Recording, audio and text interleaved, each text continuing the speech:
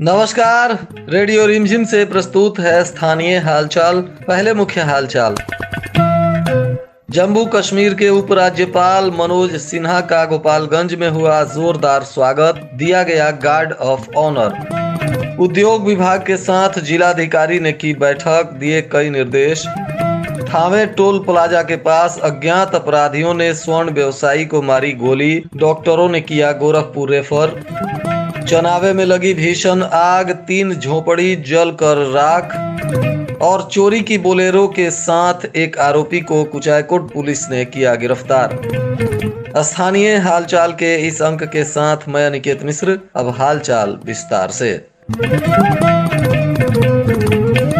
जम्मू कश्मीर के उपराज्यपाल मनोज सिन्हा का गोपालगंज में आज कार्यक्रम आयोजित किया गया था, जिसमें गोपालगंज जिला प्रशासन के द्वारा उन्हें गार्ड ऑफ ऑनर देते हुए उनका भव्य स्वागत किया गया। इस दौरान गोपालगंज की तरफ से जिलाधिकारी डॉक्टर नवल किशोर चौधरी, पुलिस अधीक्षक स्वर्ण प्रभात ने पुष्प गुच्छ देकर भी उनका अभिवादन किया। तो वहीं इस अवसर पर एसडीएम गोपालगंज डॉक्टर प्रदीप कुमार, अनुमंडल पुलिस पदाधिकारी गोपालगंज संजीव कुमार और डीएसपी हेडक्वार्टर ज्योति कुमारी और परिक्षमान पुलिस उपाधीक्षक साक्षी राय तथा प्रखंड विकास पदाधिकारी माझा और अन्य पुलिस पदाधिकारी भी मौके पर मौजूद रहे। इस अवसर पर वहां लोगों को संबोधित करते हुए जम्मू कश्मीर के उपराज्यपाल ने कहा कि जम्मू कश्मीर में पिछले कुछ सालों में बड़ा बदलाव आया है। आतंकवाद मुक्त क्षेत्र की ओर जम्मू कश्मीर लगातार बढ़ रहा है। इस अवसर पर उन्होंने माझा प्रखंड के दानापुर गांव में सारण डेयरी फार्म का उद्घाटन किया और वहीं उनको सम्मान भी दिया गया, जिसके बाद उन्होंने वहां मौजूद लोगों को संबोधित करते हुए जम्मू कश्मीर में सिक्योरिटी फोर्स से बेहतर तालमेल की वजह से आतंकवाद पर नियंत्रण की बात बताई और कहा कि पिछले साल की आंकड़ों पर गौर करें तो जम्मू कश्मीर के अंदर 188 आतंकी मारे गए हैं। इसमें 47 विदेशी आतंकी शामिल हैं। आतंकवादियों के मारे जाने का यह आंकड़ा अब तक का सबसे बड़ा आंकड़ा है। उपराज्यपाल ने कहा कि जितने भी टॉप आतंकी संगठनों के नाम आप जानते हैं, उनके कोई भी कमांडर अब जीवित नहीं बचे हैं। पाकिस्तान का नाम लिए बिना उन्होंने कहा कि पड़ोसी बार बार घुसपैठ की कोशिश करता है, लेकिन हमारी सिक्योरिटी फोर्स उनकी कोशिश को नाकाम कर देती है। राज्यपाल के बिहार सीमा में प्रवेश करने पर कुचायकोट में बाबा दोना शुक्ल मंदिर के पास उपराज्यपाल मनोज सिन्हा का भव्य स्वागत किया गया। उनके आगमन की सूचना पर काफी संख्या में भाजपा के कार्यकर्ताओं के साथ साथ आसपास के भी काफी संख्या में लोग पहुंच गए थे। उपराज्यपाल के आगमन को लेकर कड़ी सुरक्षा व्यवस्था में पुलिस प्रशासन को लगाया गया था। यूपी और बिहार के पुलिस प्रशासन जगह जगह मुस्तैद देखे गए। बिहार बॉर्डर पर स्वागत करने के बाद उपराज्यपाल का काफिला सुरक्षा व्यवस्था के बीच माझा में स्थित डेयरी फार्म के कार्यक्रम में सम्मिलित होने के लिए निकला।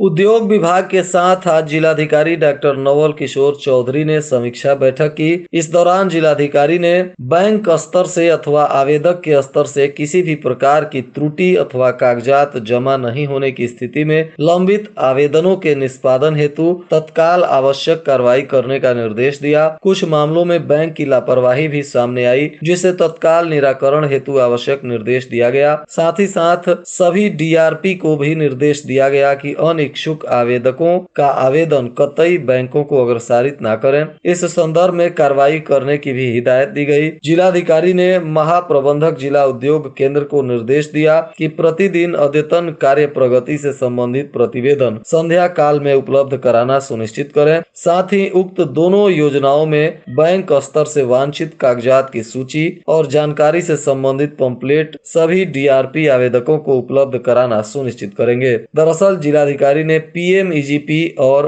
पीएमएफएमई योजना की समीक्षा कर रहे थे और उन्होंने बिंदुवार समीक्षा करते हुए इस योजना के उद्देश्य की पूर्ति के लिए आवश्यक दिशा निर्देश दिए।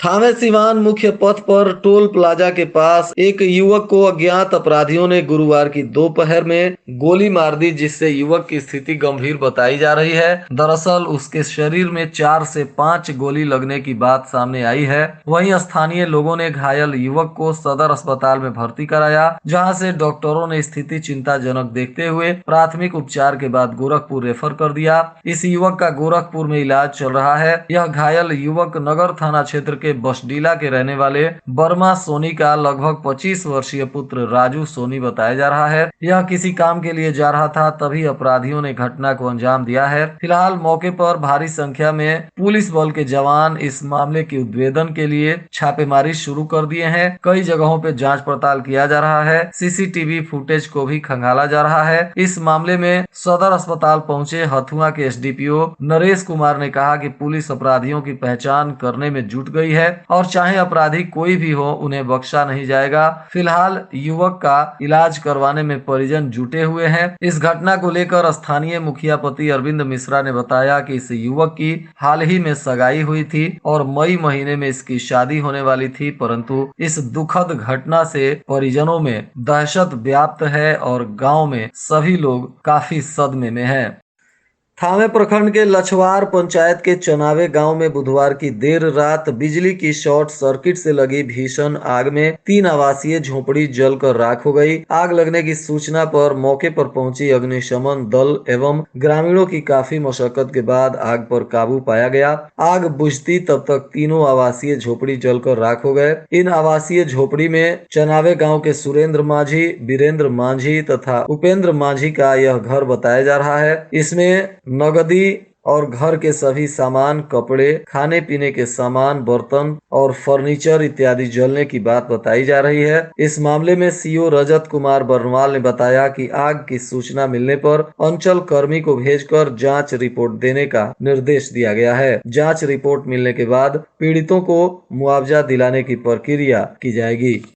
कुचायकोट थाने की पुलिस ने भी एसपी स्वर्ण प्रभात के निर्देश पर थाना क्षेत्र के विनोद खरेया गांव में वाहन जांच करते हुए एक चोरी की बुलेरो के साथ एक युवक को गिरफ्तार किया है। गिरफ्तार युवक गोपालपुर थाना क्षेत्र के दुबे खरेया गांव का रहने वाला संतोष शाह बताया जा रहा है। पुलिस इस मामले में युवक से पूछताछ कर रही है और मामले की जाँच पड़ताल कर रही है।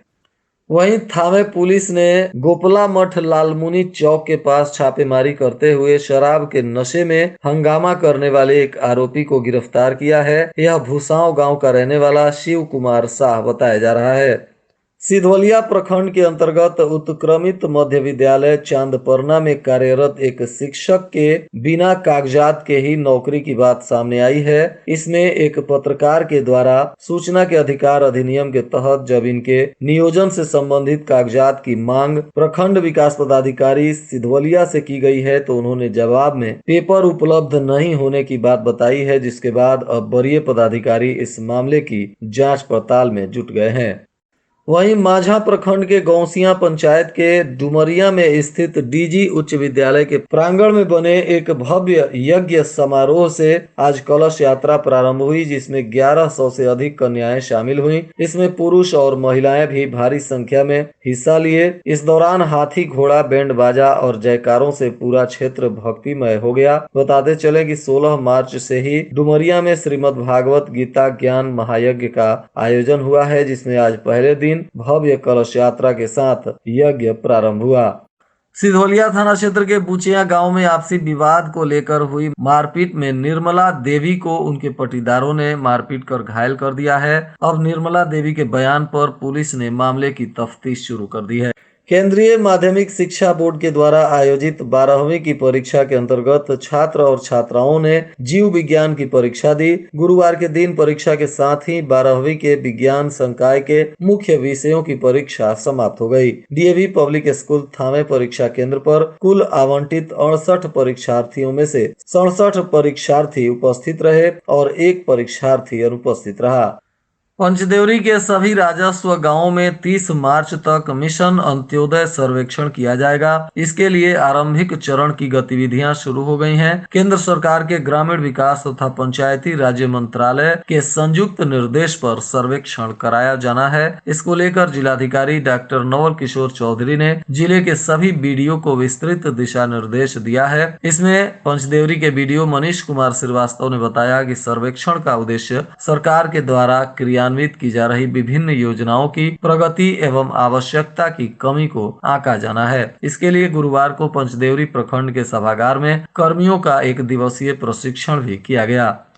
बढ़ता हुआ तापमान किसानों को आशंकित कर रहा है। कहीं इस साल भी गेहूं के उत्पादन कम न रहे, इसको लेकर किसान काफी चिंतित हैं। मंगलवार को दिन का तापमान 33 डिग्री सेल्सियस रहा, जबकि कृषि वैज्ञानिक मानते हैं कि मार्च तक तापमान 30 के नीचे रहे और तेज पछुआ हवा न चलती रहे तो बेहतर उत्पादन होता है। लेकिन जिस प्रकार तापमान ने कदम बढ़ाने शुरू किए हैं, उससे गेहूं की बाली प्रभावित हो रही है और समय से पहले ही गेहूं पकने की स्थिति में आ गई है। ऐसे में गेहूं के किसानों की खुशी काफूर हो गई है। पूरे जिले के 97,000 हेक्टेयर में गेहूं की खेती हुई है, जिसमें 30% पछेती गेहूं है और किसानों का मानना है कि सबसे अधिक नुकसान जो पछेती गेहूं है उसको हो सकता है। लेकिन इस बार मार्च महीने के पूर्वार्ध से ही तापमान 30 डिग्री से ऊपर और करीब 33 डिग्री सेल्सियस तक पहुंच रहा है। दिन का तापमान काफी ज्यादा रहता है। किसानों की परेशानी है